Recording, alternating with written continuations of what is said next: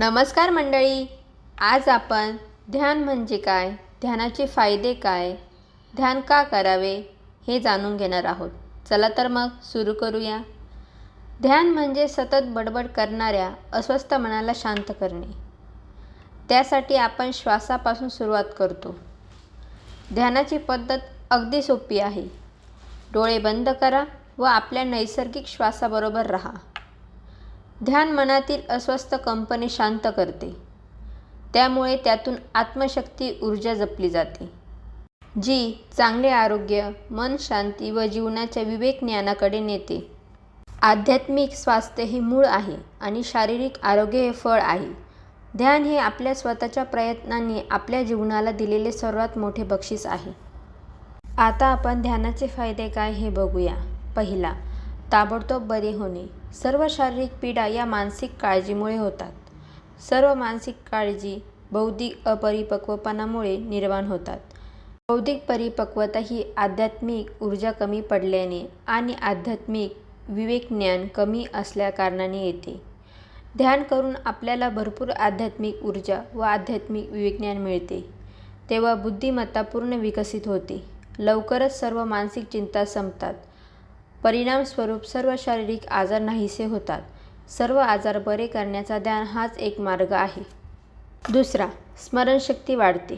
ध्यानातून मिळवलेली भरपूर आध्यात्मिक ऊर्जा मेंदूला उत्तम प्रकारे व जास्तीत जास्त क्षमतेने कार्य करण्यास मदत करते. ध्यानाने स्मरणशक्ती जबरदस्त वाढते. म्हणून सर्व विद्यार्थ्यांसाठी ध्यान नितांत आवश्यक आहे. तिसरा, वाईट सवयी नष्ट होतात. खूप खाणे, जास्त झोपणे, खूप बोलणे, अतिविचार करणे, अतिमद्यपान करणे या अनेक वाईट सवयी असतात. ध्यान करून मिळवलेले भरपूर विवेकज्ञान आणि आध्यात्मिक ऊर्जा यामुळे सर्व वाईट सवयी आपोआप सुटतात. चौथा, मन आनंदी होते. कोणत्याही व्यक्तीसाठी आयुष्य हे पराभव, अपमान आणि वेदना यांनी पूर्ण भरलेले असते. तथापि आध्यात्मिक ज्ञान आणि आध्यात्मिक ऊर्जा प्राप्त केलेल्या व्यक्तीचे जीवन सर्व पराभव, अपमान आणि वेदना असूनही नेहमी शांत व आनंदी असते. पाचवा, कार्यक्षमता वाढते. भरपूर आध्यात्मिक ऊर्जा आणि आध्यात्मिक विवेकज्ञान यांच्या अस्तित्वाचे सर्व कामे, मग ती शारीरिक असो वा मानसिक, अधिक कार्यक्षमतेने केली जातात. थोड्या वेळात जास्त कामे पूर्ण होतात. किमान साधने वापरून कौतुकास्पद कामे केली जातात.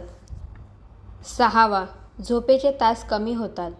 ध्यानात मुबलक आध्यात्मिक ऊर्जा मिळवली जाते. त्या मानाने झोपेत फक्त काही अंश फार कमी ऊर्जा मिळते. शरीराला मिळणारी विश्रांती आणि मनाला मिळणारी ऊर्जा याचा विचार करता अर्ध्या तासाचे सखोल ध्यान हे 6 तासाच्या झोपेबरोबरचे असते. सातवा, दर्जेदार नातेसंबंध. आध्यात्मिक विवेक, ज्ञानाची कमतरता हेच परस्पर संबंध इतके समाधानकारक व दर्जेदार नसल्याचे एकमेव कारण आहे. आध्यात्मिक विवेकज्ञान प्राप्त झाल्याने परस्पर नातेसंबंध अतिशय दर्जेदार व पूर्ण समाधानकारक होतात. आठवा, विचारशक्ती वाढते. आपल्या लक्ष्यापर्यंत पोहोचण्यासाठी विचारांमध्ये शक्तीची गरज असते. मनाच्या अस्वस्थ अवस्थेत निर्माण होणारे विचार किमान शक्तीचे असतात.